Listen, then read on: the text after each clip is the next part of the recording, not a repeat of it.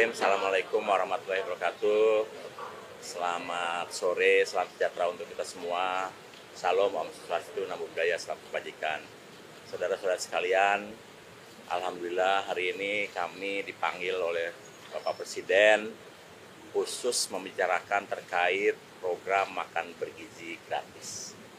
Dan beliau menyampaikan bahwa program ini sangat penting karena di beberapa negara, dan ini sudah dilaksanakan di 76 negara, seperti contoh di India, bahwa program makan bergizi ini menempati APBN India yang nomor 2. Dan ini kelihatannya akan menjadi fokus perhatian untuk Indonesia juga demikian, karena ini adalah investasi terbesar sumber daya manusia untuk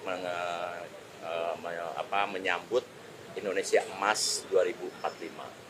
Dan Bapak Presiden menyadari karena program ini diinisiasi dan Badan Gizi baru berdiri 5 bulan, ya baru 5 bulan, tapi dengan capaian yang sudah ada, beliau mengapresiasi apa yang sudah dilakukan, karena sampai hari ini sudah ada 238 satuan pelayanan pemenuhan gizi di seluruh Indonesia, mencakup 31 provinsi.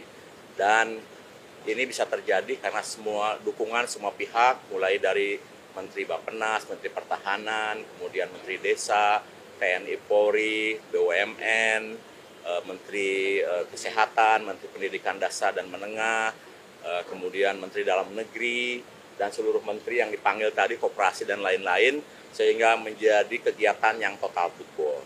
Dan Pak Presiden menginginkan agar program ini betul-betul menjadi lintas sektor dan kemudian saling bekerja sama satu dengan yang lainnya. Satu hal yang paling membuat Pak Presiden ingin melakukan percepatan karena beliau sangat concern dengan tuntutan anak-anak yang belum kebagian makan bergizi. Ya, karena banyak laporan, banyak anak-anak yang beriang ke orang tuanya, bahkan yang baru berumur 5 tahun, mengatakan, "Ibu, kenapa saya belum dikasih makan oleh Bapak Prabowo, sementara teman-teman saya sudah." Jadi ini satu hal yang mengusik kalbu beliau, sehingga kami dikumpulkan untuk melakukan proses percepatan-percepatan yang perlu dilakukan, dan ini dilakukan lintas sektoral. Mulai dari perencanaan di Bappenas, bantuan Kementerian Pertahanan, TNI Polri, Menteri Desa, Menteri Koperasi, Menteri UMKM, Menteri Dalam Negeri, kemudian Menteri BUMN, dan lain-lain, supaya kami bisa segera melayani lebih banyak lagi anak di seluruh Indonesia, termasuk ibu hamil, ibu menyusui, dan anak balita. Saya kira itu inti dari rapat hari ini, sehingga tadi semua pihak sepakat, termasuk Menteri Keuangan, untuk mendukung, dan juga dari Mensesnek mendukung peraturan-peraturan yang bisa mempermudah program ini bisa berjalan lebih cepat.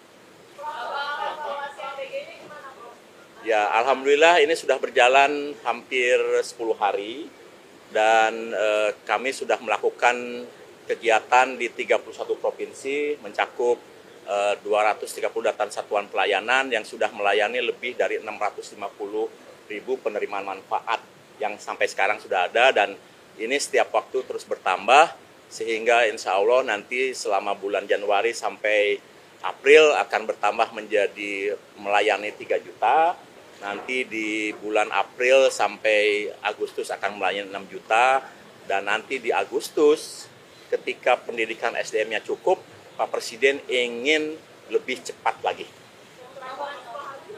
Ya, gini, yang Sukoharjo terutama ya, ini adalah kesalahan murni teknis, tidak ada kesengajaan, dan alhamdulillah sudah teratasi karena pada saat dibagikan, petugas kami segera menyadari bahwa ada hal yang kurang beres dengan makanan ayam crispy-nya, sehingga sisa yang 2.400-nya segera ditarik, digantikan dengan telur.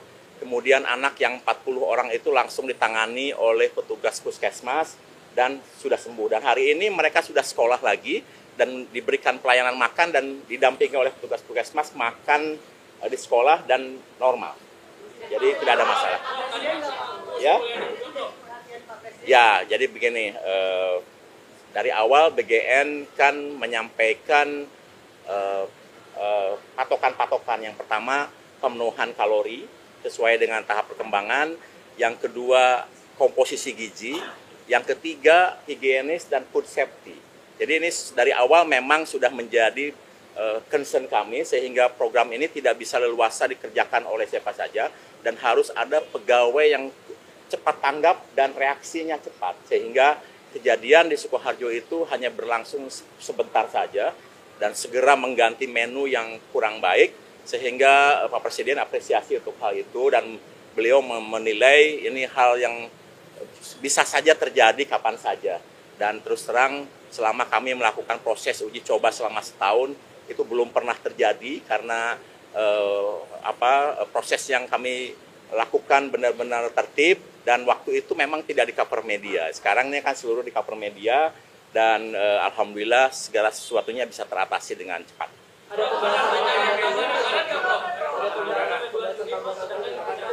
Iya, dengar ya. Kenapa Pak Presiden gelisah? Karena banyak anak yang belum mendapatkan. Itu artinya beliau sedang memikirkan untuk mempercepat proses ini sehingga di akhir 2025 82,9 juta itu bisa segera mendapatkan manfaat. Itu artinya pasti beliau sedang memikirkan tambahan anggaran.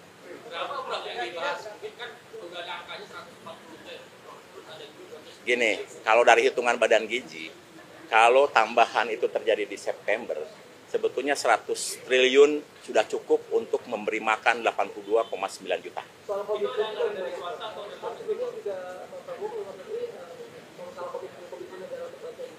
Itu tidak kami bahas karena kami fokus dengan sumber daya lokal, sumber daya nasional, dan tadi justru dari Kementerian Desa, dari Kementerian Koperasi, tidak hanya bagaimana melayani anak-anak, ibu hamil yang menyusui, tapi bagaimana potensi sumber daya lokalnya, rantai pasoknya harus bisa memenuhi.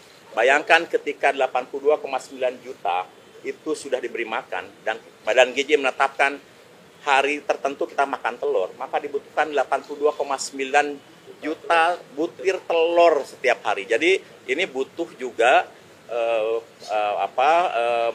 meningkatkan produksi sehingga rantai pasoknya bisa memenuhi untuk semuanya. Saya kira itu ya. Ya. Begini, untuk sementara yang sudah fix itu 71 triliun.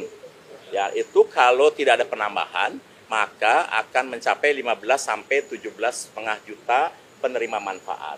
Tetapi seperti yang sudah saya jelaskan tadi, Pak Presiden sangat gelisah karena banyak anak yang lapor ke ibunya belum mendapatkan makan dari Pak Prabowo. Jadi beliau itu sangat ingin program ini segera dinikmati oleh seluruh penerima manfaat dan mohon bersabar. Nanti Pak Prabowo akan menyampaikan statement sendiri terkait dengan kegelisahan beliau itu ke media.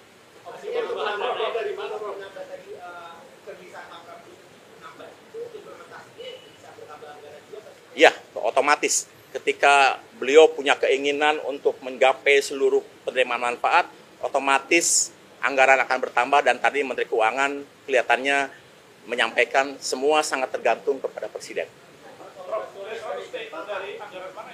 Oh, itu nanti enggak. Kita tidak membahas hal yang lain-lain. Tadi kita hanya membahas terkait dengan APBN, kemudian dana kontribusi pemerintah daerah, ke kontribusi BUMN, kontribusi berbagai kementerian terkait dengan pembinaan potensi sumber daya lokal dan lain-lain. Kita tidak membahas hal-hal yang lain-lain. Itu fokus di situ. Ya, gini. Badan Gizi menempatkan satu ahli gizi di setiap satuan pelayanan pemenuhan gizi. Dan mereka dari awal sudah harus mendeteksi kebutuhan-kebutuhan khusus apa yang ada di setiap satuan pelayanan. Contoh ya, di warung Kiara seperti Bojongkoneng ada satu anak masing-masing yang fobia nasi. Itu diperhatikan. Kemudian kami sekarang sudah melayani SLB. Itu pun juga kebutuhan menunya diperhatikan oleh ahli gizi. Kemudian kami dapat laporan dari Papua bahwa banyak yang alergi, maka alerginya kita identifikasi supaya tidak diberikan makanan yang menimbulkan alergi. Saya kira itu mungkin Pak Menteri Bappenas. Pak Menteri, ya, Pak Menteri mungkin. Begini, untuk hal yang terkait dengan bantuan luar negeri, pembiayaan lain kami tidak bahas. Karena kami fokus bagaimana agar seluruh anak dan penerima manfaat segera mendapatkan makan bergizi, karena itu kegelisahan yang paling besar, banyak yang iri dan ingin segera mendapatkan manfaat.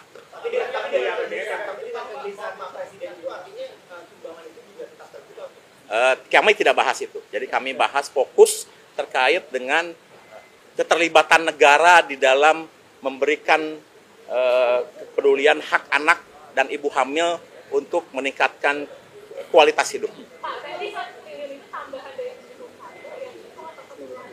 Begini, terkait dengan penambahan, biar nanti Pak Presiden yang menyampaikan. Badan Gizi hanya menyampaikan, tadi bertanya, kira kurang lebih berapa triliun yang dibutuhkan kalau pemerintah menambah di bulan September. Maka kami sampaikan tambahan 100 triliun cukup untuk memberikan makan kepada seluruh penerima manfaat 82,9 juta. Lain-lain nanti silakan tanyakan ke Kementerian Keuangan dan juga kepada Presiden. Ya. Pak Menteri Dalam Negeri mungkin bisa menambahkan? Iya, saya izin menambahkan, jadi peran daripada Pemda ya. Karena Pemda-Pemda ini banyak yang antusias mendukung program makan bergizi gratis ini ya. Kita tahu bahwa selain untuk meningkatkan kesehatan, tapi juga akan menimbulkan pertumbuhan ekonomi di daerah-daerah. Kenapa? Karena sudah jelas ada off-takernya, ada pembeli, diserap. Jadi ini bisa mendorong pangan masyarakat, menanam, beternak, dan lain-lain, dibeli. Dan ini akan terjadi ekonomi sirkuler. Sehingga daerah-daerah antusias. Nah, kita lihat dari kapasitas daerah, saya sudah melakukan Zoom meeting dengan seluruh sekda-sekda. Sebagian sudah mengalokasikan anggaran di APBD-nya. Dan untuk tahun 2025 ini, lebih kurang kontribusi daerah yang mau menyumbang, bukan menyumbang, maksudnya mau ikut berpartisipasi, itu lebih kurang 2,3 triliun rupiah. Ya. Karena mulainya nanti bulan September, mereka nanti setelah ada kepala daerah dilantik, maka nanti ada pergeseran anggaran atau perubahan APBD.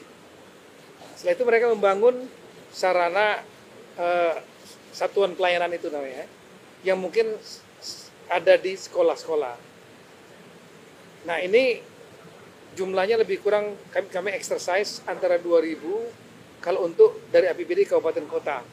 Kalau ditambah APBD provinsi yang PAD-PAD-nya kuat, itu bisa lebih kurang hampir 5 triliun. Ini lebih kurang bisa membangun 4.000 satuan pelayanan di sekolah-sekolah. Nah, tadi tinggal apakah peran daripada Pemda membangun sarana satuan pelayanan dan kemudian mendorong masyarakat untuk memproduksi pangan, ternak untuk supply, atau yang kedua, daerah-daerah ini juga menyaluran anggarannya ke sekolah, membuat infrastruktur, dan sekolah yang mengelola, komite sekolah misalnya. Tadi Bapak Presiden memerintahkan untuk kami berkoordinasi dengan Kepala Badan Gizi, titik-titik yang kira-kira belum menjadi target dari Badan Gizi, mungkin bisa di-cover oleh sekolah daerah-daerah di sekolah-sekolah itu. Sekali lagi targetnya antara 2.000 sampai 4.000 mulai bulan September selama 4 bulan. Dengan anggaran kabupaten 2,3 triliun, kemudian provinsi lebih kurang 2,5 triliun. Ini kita diskusi sudah, bukannya top down maunya kita perintah, tapi dari mereka ya, banyak daerah-daerah yang PAD-nya kuat. Ya.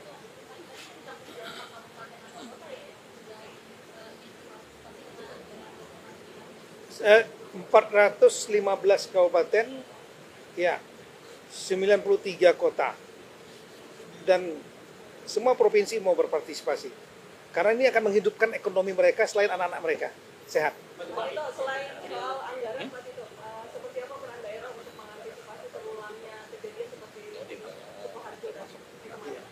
Ya tentu kalau bisa dilibatkan juga dari puskesmas, kan ada puskesmas di sana ya, yang kira-kira ya bisa mengawasi masalah higienisnya lah, kesehatannya. Tapi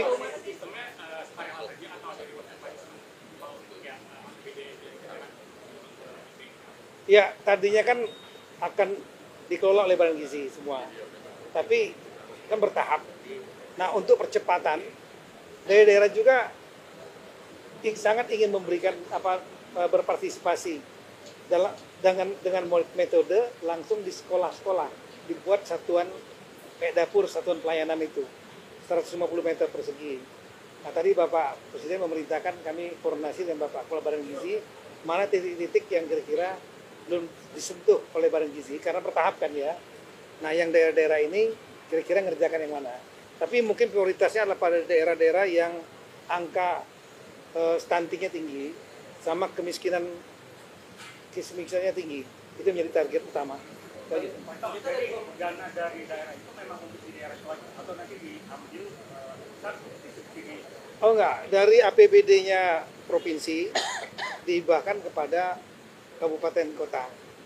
Nah, ini kan targetnya SD. SD itu kan tanggung jawabnya dari kabupaten kota.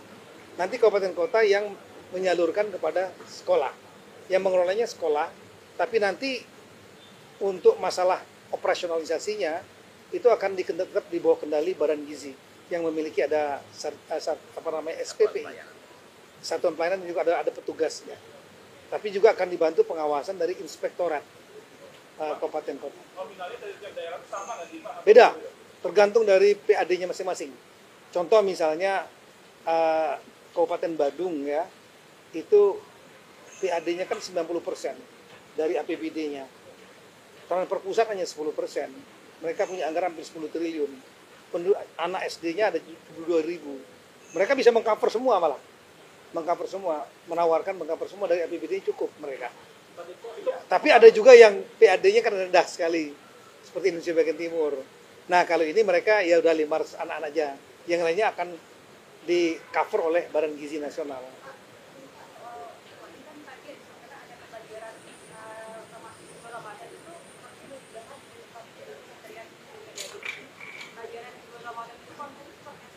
Wah itu kalau itu beliau, kalau gitu alam Bapak Menteri. Apapun kebijakannya Bapak Mendikbudrismen ya kami akan ikut. Udah di luar konteks ini. Nah itu kita bicara masalah gini. Nanti besok saya besok Senin sore saya akan kunjungan ke DKI dalam rangka untuk dengan Menteri Perumahan masalah percepatan persetujuan bangun gedung. Nah nanti kalau mau nanya di situ aja. Pak itu ada itu Pak dari pemerintah pusat ada pematok nggak sih Pak untuk alokasi setiap APBD itu berapa persen minimalnya? Yes, ada yang kita kan menanyakan kesanggupannya. Mereka mau partisipasi, tapi kita tahu kita punya data berapa APBD-nya, berapa PAD-nya.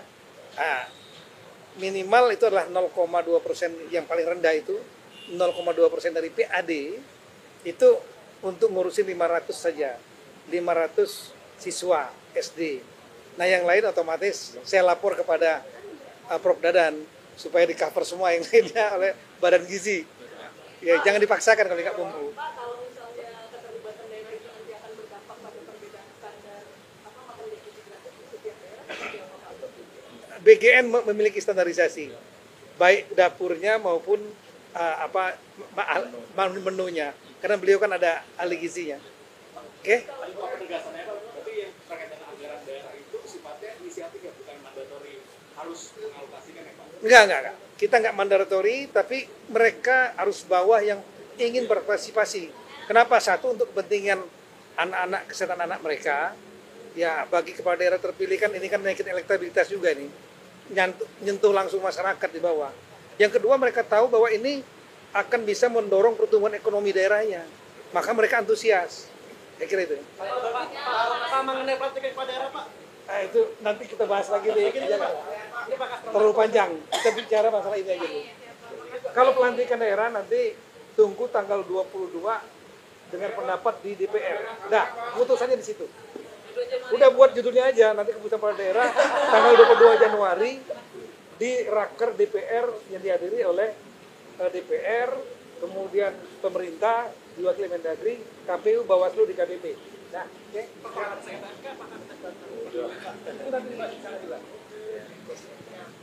Kami dari Bappenas diminta membantu Badan Gizi di bidang perencanaan, mulai dari perencanaan penganggaran sampai perencanaan pelaksanaan.